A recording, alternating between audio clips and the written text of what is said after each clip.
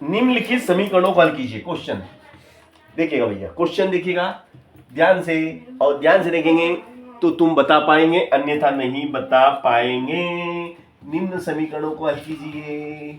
निम्न समीकरणों को, निम्न समस्या को हल कीजिए। निम्न समीकरण मतलब को समस्या, निम्न समस्या को हल करो। निम्न समस्या को हल करना। पहली समस्या क्या है आपकी, पहली को ए मान लो, चलो पहली समस्या है x के तिगुने और 11 का योग 32 है। x के 3 गुने, x के तिगुने, सॉरी तिगुने है, x के तिगुने, x के तिगुने, x के तिगुने, x के तिगुने और 11, तिगुने और 11 का, x के तिगुने और 11 का योग 32 है। 11 का योग 32 है, तो x का मान ज्ञात करो। देखो भैया सवाल बहुत सरल है।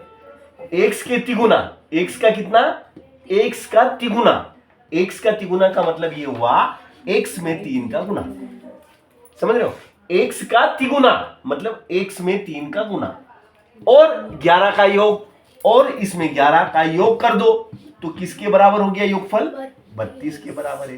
तो x का मान निकालना है। तो वेरी सिंपल, अब तो ये समीकरण बन गया।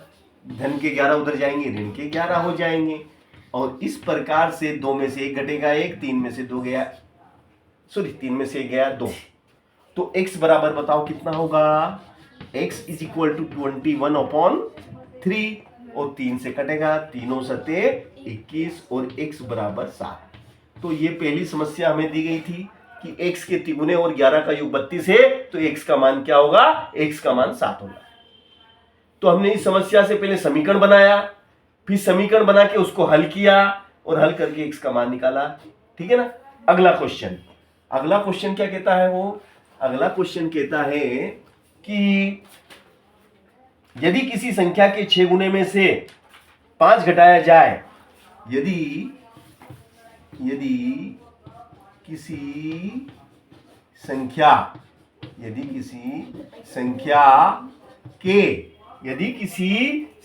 के 6 गुने में से 6 गुने में से कितना घटाए, 6 गुने में से 5 घटाया जाए, 5 घटाया जाए तो 7 प्राप्त होता है, तो 7 प्राप्त हो, ठीक है ना। तो अब इस समस्या को हम पहले गणित में लिखेंगे। ये तो हिंदी में लिखी हुई है ना, इसको किस रूप में लिखेंगे, हम गणितीय भाषा में लिखेंगे। अभी ये हिंदी में लिखा हुआ है, ये हिंदी को हम गणित में चेंज करेंगे। तो पहले इसको गणितीय रूप दे दो भैया। यदि किसी संख्या के 6 गुने में, तो माना संख्या x है,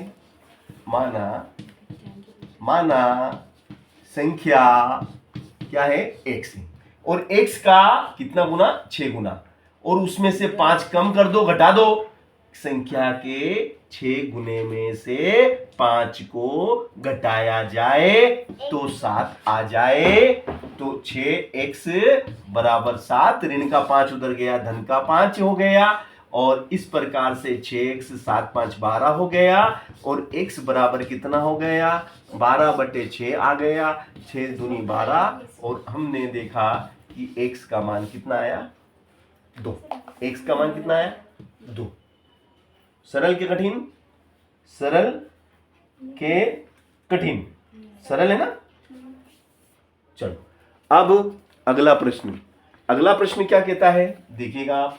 अगला प्रश्न भी हम आपको करके दिखा रहे हैं, है ना। देखिएगा अगला प्रश्न कहता है कि भैया m का 1/4 7 से 3 अधिक है, c वाला m का 1/4, m का 1/4 चौथाई, m का 1/4, m का 1/4। 7 से 3 अधिक है, 7 से 3 अधिक, 3 से अधिक, 7 से 3 अधिक है, तो भैया ये m है और m का 1/4 है ना, m का 1/4, तो 1/4 क्या होता है 1/4, तो m में 1/4 का गुणा कर दो, m का 1/4। 7 से 3 अधिक है, ये 7 से 3 अधिक है, 7 में 3 जोड़ दो, अभी बराबर हो गए। तो इसे हमें हल करना है भैया, इस समस्या को हम हल करेंगे। तो देखिएगा m का 1 में करेंगे m/4, 7 और 3 10 बटे 1, तिरछा गुणा करेंगे, m का 1 में गुणा करेंगे m और 10 चौक 40, और इस प्रकार से ये सवाल भी मैंने आपको हल कर दिया। अब अगला, किसी संख्या के 1/3 में 5 जोड़ने पर 8 प्राप्त होता है।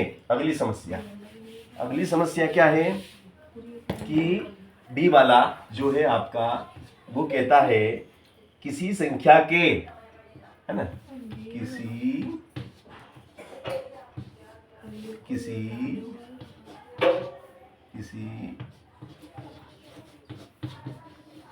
संख्या के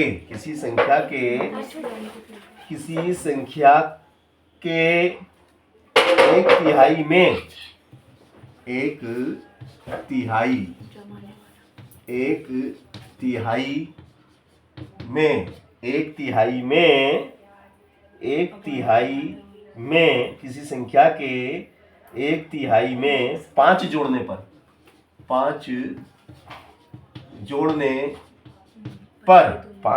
पर 8 प्राप्त होता है, 8 प्राप्त होता है। ये हमारी संख्यात्मक, देखो ये हमारी समस्या है, इसको पहले हम गणितीय रूप में लिखेंगे। अभी किस रूप में लिखी हुई है, हिंदी में।